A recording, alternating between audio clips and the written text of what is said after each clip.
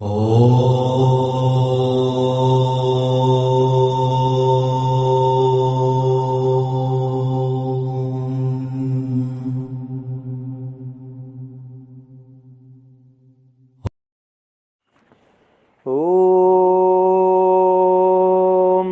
अग्निमीळे पुरोहितं यज्ञस्य देवमृत्विजं होतारं रत्नधातमम्।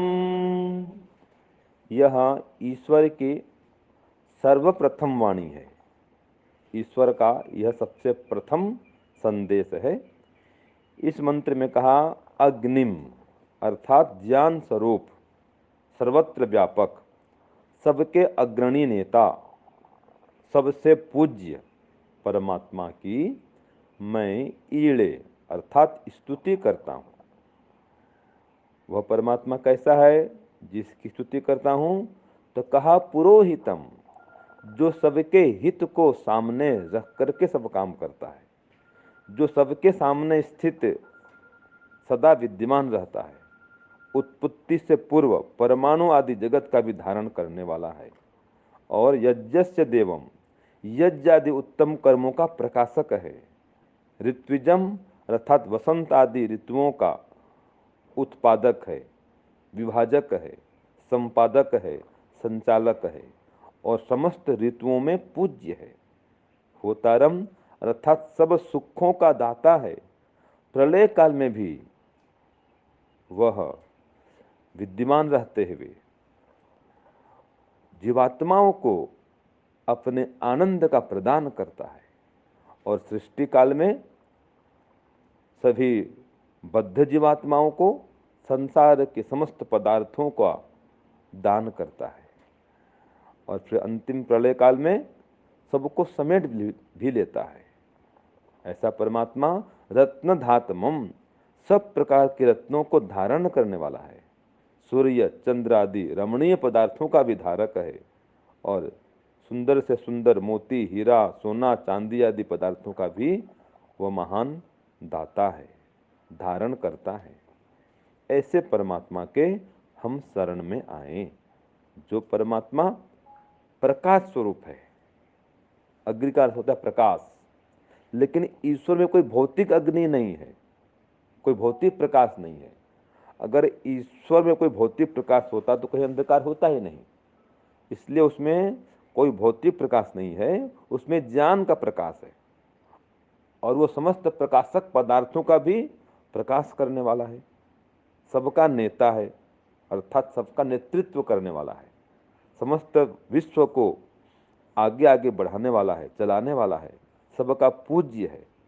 ऐसे ईश्वर की हम नित्य प्रति भक्ति करें, उपासना करें, स्तुति करें।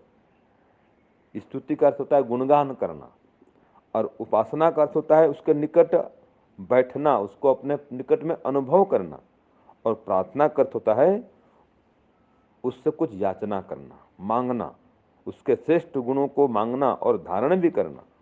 ये स्तुति प्रार्थना उपासना है।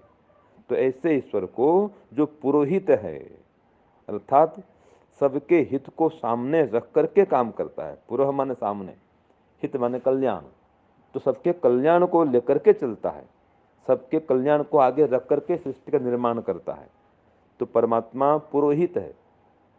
तो अनेक लोग प्रश्न करते हैं ये संसार परमात्मा ने क्यों बनाया, बहुत दुख है, कष्ट है, इससे तो अच्छा नहीं बनाता तो हम सुख से रहते। तो कोई सुख से नहीं रहते। अगर परमात्मा संसार नहीं बनाता तो ये सब खाने पीने के पदार्थ नहीं मिलता, इतने देखने के पदार्थ नहीं मिलते, उसकी शक्ति का उपयोग नहीं होता, उसके सामर्थ्य का उपयोग नहीं होता। कोई कारीगर है, जानता है बहुत अच्छा बनाने के लिए मिठाई, और कुछ न बनाए तो कोई फायदा नहीं उसके कारीगरी का। ऐसे परमात्मा ये सब संसार को बनाने का सामर्थ्य रखता है, और फिर भी न बनाए तो उसके सामर्थ्य का उपयोग नहीं होगा, और हम सब जीवात्माओं को हमारे कर्मों का फल भी नहीं मिलेगा। तो हमारे कर्मों का फल देने के लिए और हमें मोक्ष का आनंद मिले, इसके लिए परमात्मा ने संसार का निर्माण किया है। तो परमात्मा पुरोहित है और यज्ञ स्वरूप भी है। सृष्टि के आरंभ में सब कुछ देता है और सृष्टि के अंत में सब कुछ ले लेता है, वो परमात्मा होता कहलाता है।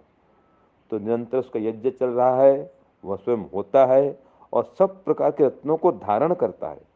ये धरती के अंदर रत्नों को कौन स्थापित किया है? परमात्मा। और धरती किसके अंदर है? परमात्मा के अंदर है। तो उसको हिरण्य गर्भ कहा है परमात्मा को। हिरण्य माने सोना, और जितने चमकीले पदार्थ हैं, तो इन समस्त चमकीले पदार्थों का वो धारण करने वाला है, वो प्रदान करने वाला है। तो ऐसे परमात्मा के हम शरण में आए, जो ऋत्विज भी है, अर्थात समस्त ऋतुओं को उत्पन्न करने वाला है। 6 ऋतु इसका नाम वेद में आया हुआ है।